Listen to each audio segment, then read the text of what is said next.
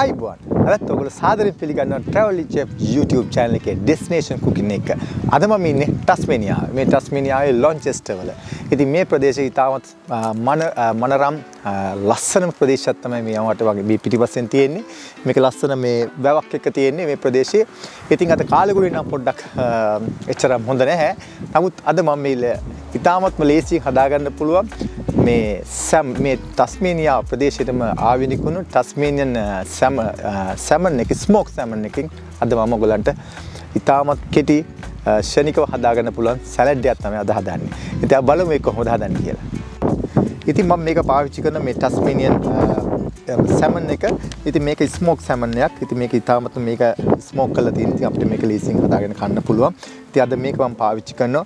ඊළඟට මට පාවිච්චි කරනවා මේකට මේ carrot, ඊළඟට beetroot, ඊළඟට tomato and onion තමයි මේ ලුණු එක අපි පාවිච්චි කරනවා. ඒක සහ ඩ්‍රෙසින් ටිකක්. ඉතින් අපි මේ විදිහට තමයි මේක පාවිච්චි කරන්නේ. ඉතින් මේකෙන් ඉතාම ලේසියෙන් හදාගන්න පුළුවන් ශනික සලාඩ් එකක් තමයි අද හදන්නේ. බලමු මේකට කොහොමද මේක හදාගන්නේ කියලා. ඉතින් මෙන්න මේ වගේ හීනෙට කපාගත්ත මේක අපිට මේ සුපර් මාකට් එකෙන් ගන්නත් පුළුවන් මේක. ඉතින් මේ වගේ මේ පැකට් එකක් අරගත්තොත් අපිට ලේසියෙන් හදාගන්න පුළුවන්. ඒකට මම ලුක් ටිකක් එකතු කරනවා. මම ලුණු ස්වල්පයක් මේ හීනෙ ස්ලයිස් කරගත්ත ලුණු ටිකක් අපි ගන්නවා. මේක තව ඉතා කුඩාවට කපන්නත් පුළුවන්. නැත්නම් මේ වගේ ලොකුවට කපා ගන්නත් පුළුවන් තමන්ට. ඕන විදිහට වෙනස් විදිහකට. ඊයකට මේ වගේ ටිකක් චෙරි ටොමැටෝ එක තමයි පාවිච්චි කරන්නේ. ඒකට මම එකතු කරනවා ගම්මිරිස් ටිකක්. ඉතින් මේකෙදි මම මේ පාවිච්චි කරන මේ සෝස් එකේ අනිත් ගොඩක් තියෙනවා මේකේ ලුණු ගතිය. ඉතින් මම ඒකෙන්ද ලුණු පාවිච්චි කරන්නේ නැහැ. ඊළඟට අපි දෙහි ඇඹුල් ටිකක් මේ විදිහට එකතු කරගත්තා. ඊළඟට මේ ඩ්‍රෙසින් එකක් මම පාවිච්චි කරනවා. මම ඒක ක්ලෝස් ෆ්ලෝ ඩ්‍රෙසින් එක තමයි මේක පාවිච්චි කරන්නේ.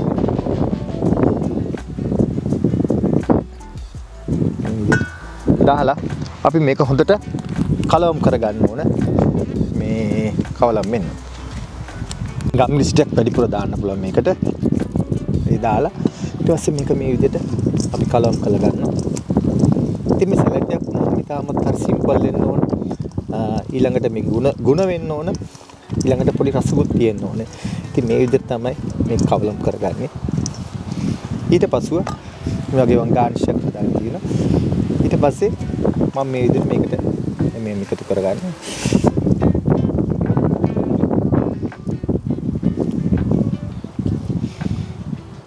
ඉතින් මේ වගේ ප්‍රමාණයක් එකතු කළා. ඊට පස්සෙ මගේ ස්මෝක් සැමන් එක මම මේක ලස්සනට මේක වටේ අපි තියාගන්න. ඉතින් මම මෙන්න මේ විදිහට මේ සැමන් එක අරගෙන මේක ඉතාමත් මේ ටිකක් මිලාදිකයි. මේක මේ විදිහට අපි ලස්සනට රෝල් කරලා තියාගන්නවා වටේට. මෙන්න මේ ආකාරයෙන් සකස් කරගන්න ලස්සනට සරසිල්ලක් වගේ අපි මේක හදා ගන්න ඕනේ. ඊට සමහර අය මේකට ආස නැහැ. මොකද අමු කියලා නමුත් මේක ස්මෝක් කරලා තියෙන්නේ. ඒක නිසා හරි ලේසි. මෙන්න මේක තියද්දි මෙන්න මේ වගේ පොඩ්ඩක් රෝල් කරලා ගත්තාම වඩා සුදුසු වෙන. මේක මේ විදිහට තියාගන්න. ඉතින් මෙන්න මේ විදිහට තමයි මම මේක හදාගත්තේ. බලන්න හරිම ලේසි. හරි සිම්පල්. ඉතින් මේ වගේ සලාඩ් එකක් ඔයගොල්ලන්ට හදා ගන්න පුළුවන්. ඉතින් තමන්ට අවශ්‍ය නම් තව දෙහි තියෙනවා. ඒක මිනිකල් දා ගන්න පුළුවන්. ඉතින් මේක ඔයගොල්ලන්ට මේක මේ විදිහට හදලා බලන්න පුළුවන්. මම හිතනවා මේ වීඩියෝ ඔයගොල්ලෝ යම් ඉගෙන ගන්න ඇති කියලා ඉතාමත් ලේසි හැදුවා. ඉතින් වරුසාවත් කඩා හැලෙනවා.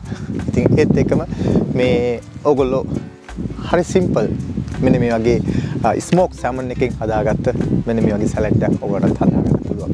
ඉතින් මොන හරි ප්‍රශ්නයක් තියෙනවා නම් ඔයගොල්ලෝ ගැටලුවක් තියෙනවා නම් අපිට සුපුරුදු පාදි travel chef Facebook page එකෙන් අපිට කමෙන්ට් එකක් දාන්න පුළුවන්. ඉතින් මම හිතනවා අද දවසේ වීඩියෝ එක ඔයගොල්ලෝ බොහෝ ඉගෙන ගන්න ඇති කියලා. නැවතත් මෙවැනි අලුත් වීඩියෝ කමෙන්ට් නැවත හම්බෙමුතුරු අද ගිහින් එන්න. සුබ දවසක්. ආයි